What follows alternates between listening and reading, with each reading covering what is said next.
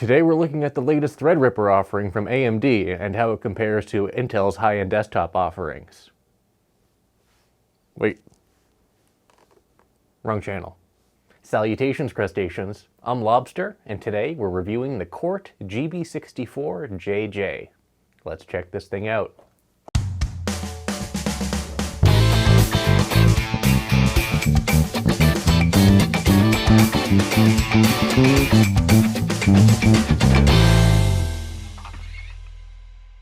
This is the Cort GB64JJ. This is a very interesting base, and to understand why it's interesting, let's put it in the context of Sire and the V3 and V5. The Sire V3 costs around $370 brand new in the US, and it's a great instrument all around, either for a beginner or someone who just wants a cheap active jazz bass that sounds great and plays great. And on the other side of the spectrum, you have the Sire V5, which is a more traditional style jazz bass with passive electronics. So it has a volume tone setup and then 2 passive jazz pickups. Now that instrument is interesting because it has a roasted maple neck. Roasted maple is very popular nowadays because of the added structural stability that it supposedly provides the maple necks and a supposed difference in tone, though I personally don't perceive much of any difference. So this Cort is $450, and it features a roasted maple neck and roasted maple fretboard, ash body, 2-band EQ, and a volume and blend control setup, and 2 passive jazz bass pickups. So this sits right in the middle of the V3 and V5 and offers the best of both worlds. One complaint I had about the Sire V3 was that it had 7 knobs on the control plate, and that can get a little bit confusing looking down at it. This has 4, and they do 4 very distinct things. You have your volume, you have your blend, your bass, and your treble. Pretty simple. The volume knob is also a push-pull for a preamp bypass, though there is no passive tone control. On the topic of the neck, this 20-fret, 34-inch scale roasted maple neck is pretty good looking, except for the example that I got seems to be a little bit over-roasted. This model has black block inlays, though it's pretty hard to tell on this example. If you look at the pictures on the website, the roasted fingerboard looks a lot lighter and more in line with the rest of the neck. One other small gripe I have with this example is the body, specifically the wood grain. This is ash and it sounds great, it's just really ugly. The examples used on retailer websites show a gorgeous ash grain, and this one is just meh. Oh well. I bet you guys are wondering, how does this thing play? You guys know what you need to do. Go ahead and pinch that like button so my hand will turn back to normal.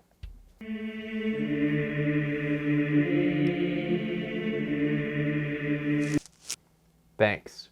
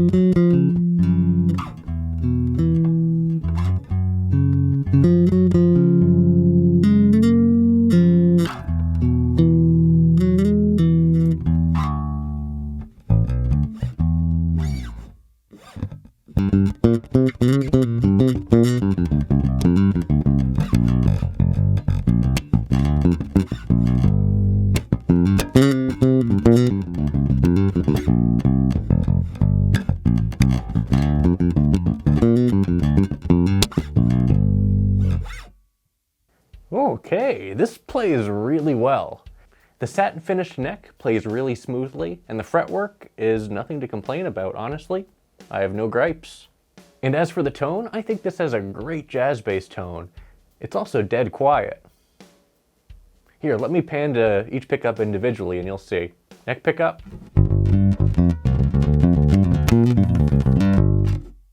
Quiet. Bridge pickup.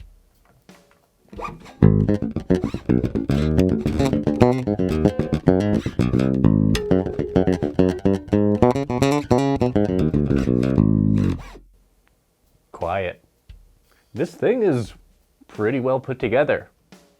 Aside from my aesthetic gripes for this particular example, this is a very great playing and great sounding jazz bass, especially for 450 bucks. Let's check out the slap tone a little bit, because you guys are going to dig this.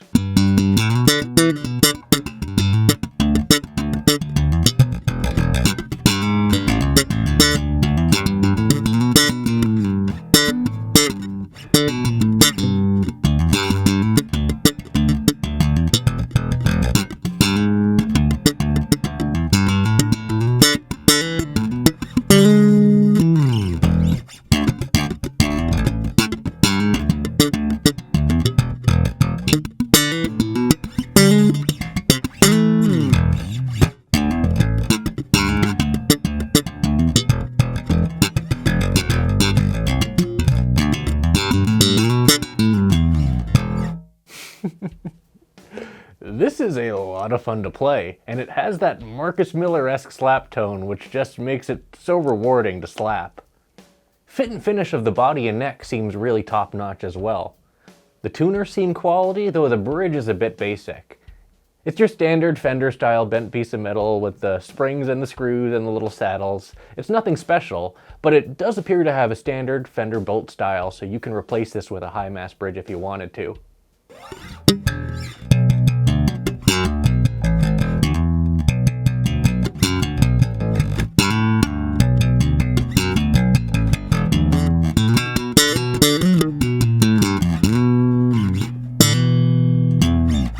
Now let's check out these pickups individually and explore this preamp a little bit further. Let's start off with the neck pickup.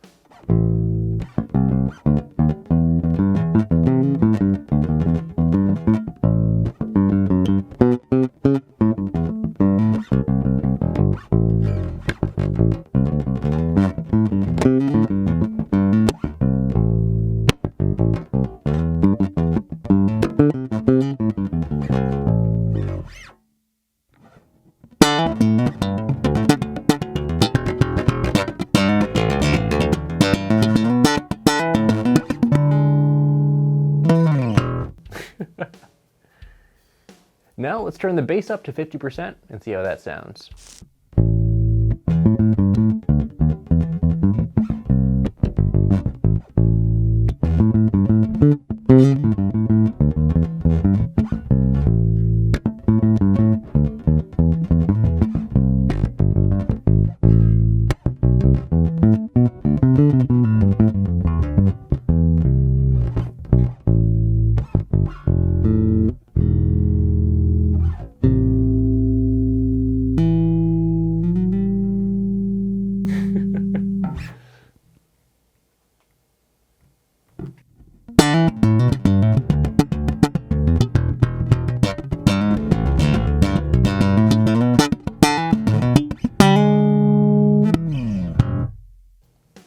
Not bad.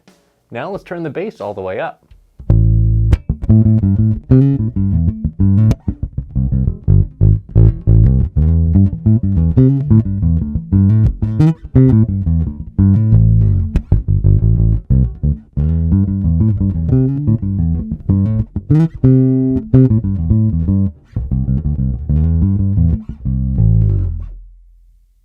That sounds pretty fat. A little on the boomy side, but not terrible. Honestly, it's a pretty solid bass boost there.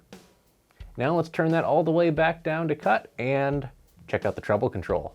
So here's the treble control, centered, which means neither boost nor cut, or 50% as I call it.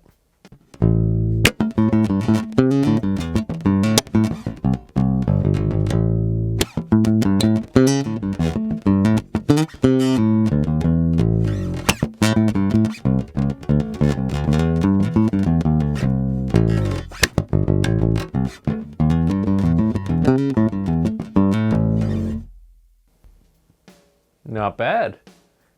Has a bit of a P-bass tone to it. Let's check out our Mexican P-bass and see how it sounds in comparison.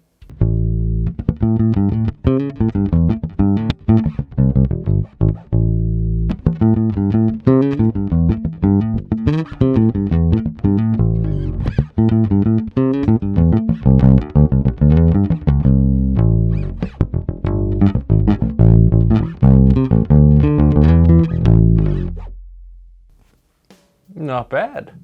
Honestly, from a jazz bass neck pickup perspective, this doesn't sound that far off from a P-bass, especially compared to some other examples. Let's check this one out one more time.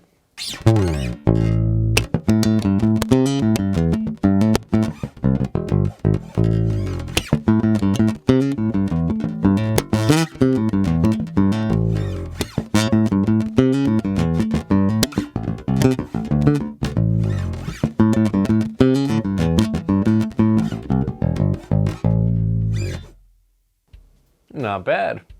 Now let's turn the treble control all the way up.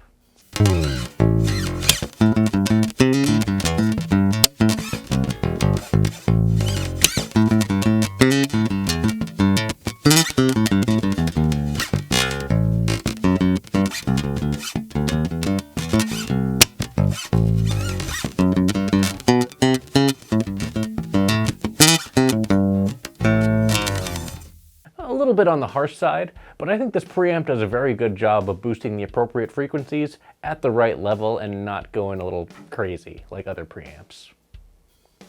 And here's the neck pickup with the preamp centered. We're at 50%.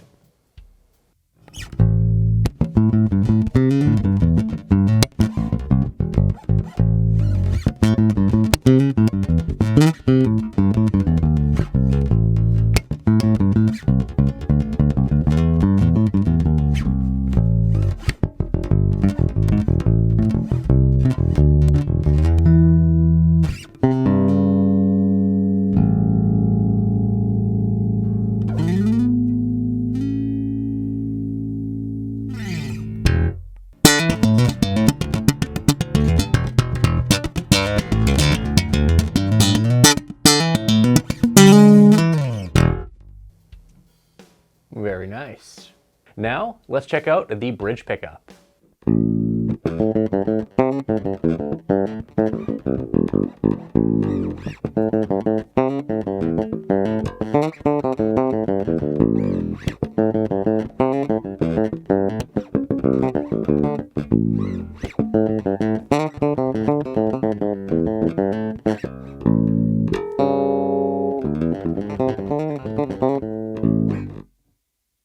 It definitely has that jazz bassy bridge pickup, nasally fusion sound, so well done with these pickups.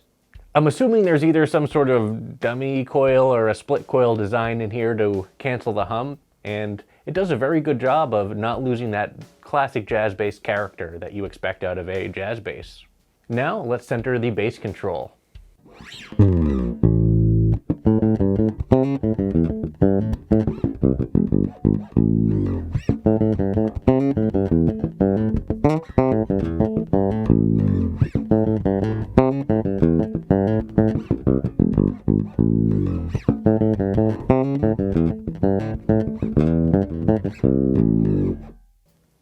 Not bad. And here's the bass control all the way up.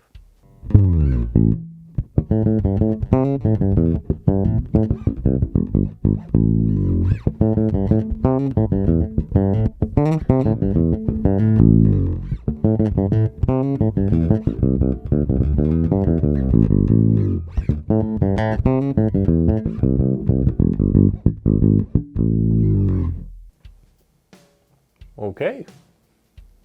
Now, let's check out this treble control. Here is the treble control centered.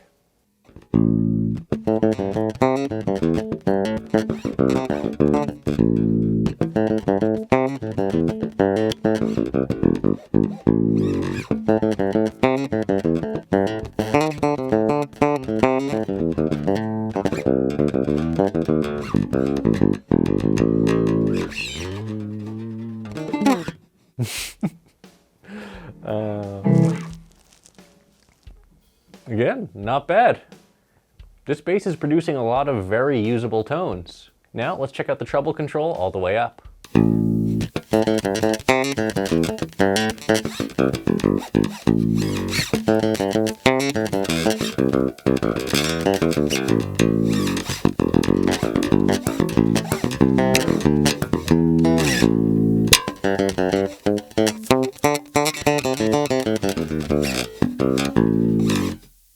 Again, a little bit harsh, but not overwhelming.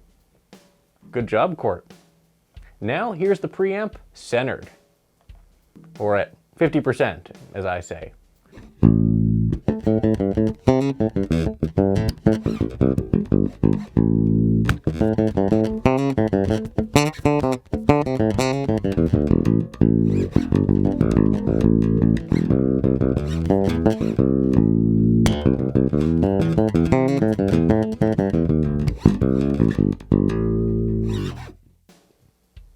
Very nice. Now here's both pickups together with the preamp all the way down.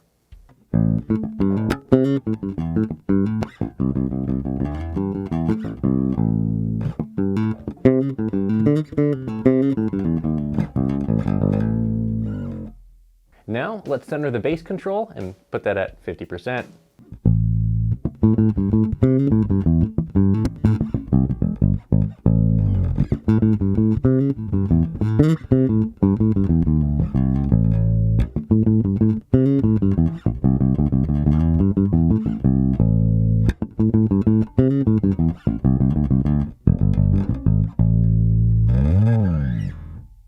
And here's the bass control at 100%.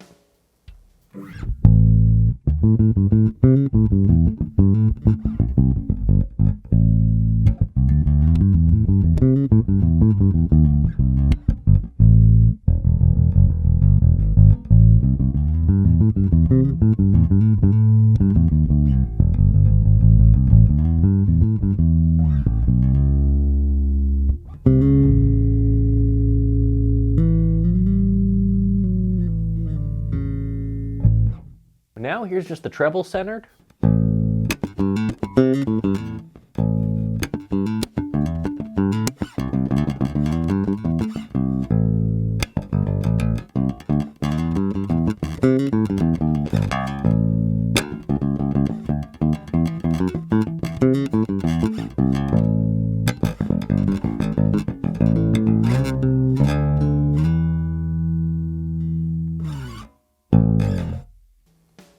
Very nice.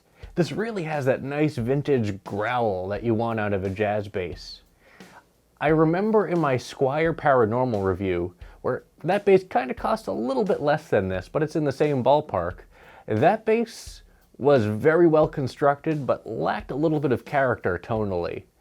This bass, on the other hand, adds a 2-band preamp to the equation, roasted maple neck, and the pickups are absolutely quiet. They also have that character that was missing in that Squier, so this is definitely a great jazz bass. So here's the treble control at 100%.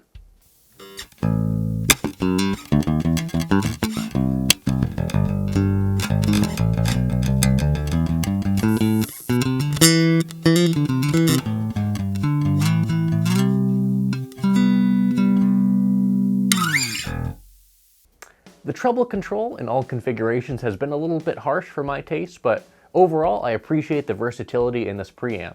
It's very well tuned. Finally, here is the preamp centered across the board, and the pickup selector is centered as well, so we're listening to both pickups.